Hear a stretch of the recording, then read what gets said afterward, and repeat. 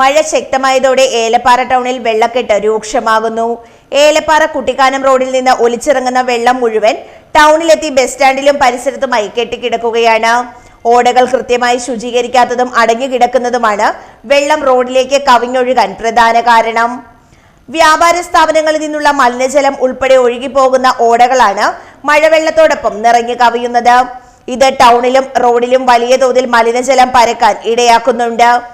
കച്ചവടക്കാർ, കാൽനട യാത്രക്കാർ, ബസ് കാത്തു നിൽക്കുന്ന യാത്രക്കാർ എന്നിവർ ഇതോടെ കടുത്ത ദുരിതത്തിലായി. മഴവെള്ളത്തോടൊപ്പം ചെളിയും മാലിന്യങ്ങളും ഒഴുകിയെത്തി കടകളുടെ മുന്നിൽ അടിഞ്ഞുകൂടുന്നത് സാംക്രമിക രോഗ ഭീഷണിയും ഉയർത്തുന്നുണ്ട്.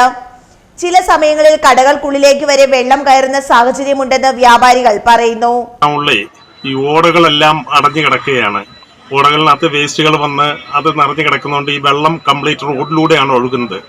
ഈ വെള്ളം ഒഴുകി ഈ റോഡിൽ വന്നിട്ട് ഇത് പല പല മാരകമായ രോഗങ്ങൾക്കും ഒക്കെ ജനങ്ങൾ ബുദ്ധിമുട്ടുന്നു. അതുപോലെ തന്നെ ഇത് കടകളിലെല്ലാം ഈ വെള്ളം ഇരച്ചു കയറുകയും കടകളിൽ കഴിഞ്ഞ വർഷം നടന്നതുപോലെ പല കടകളിലും വെള്ളം കയറുകയും ഒക്കെ ചെയ്യുന്നു. അതുകൊണ്ട് PWD ഇതിന് വേണ്ട നടപടികൾ സ്വീകരിക്കുകയും ഈ ഓടകൾ ക്ലിയർ ആക്കുകയും ഓടയിലെ വേസ്റ്റ് മാറ്റുകയും ചെയ്യണമെന്ന് താഴ്മയെ അഭ്യർത്ഥിക്കുകയാണ്.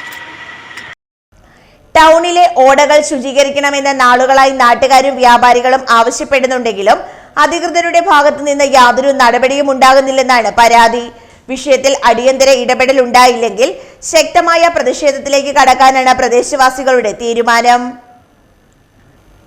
News bureau, Elappara.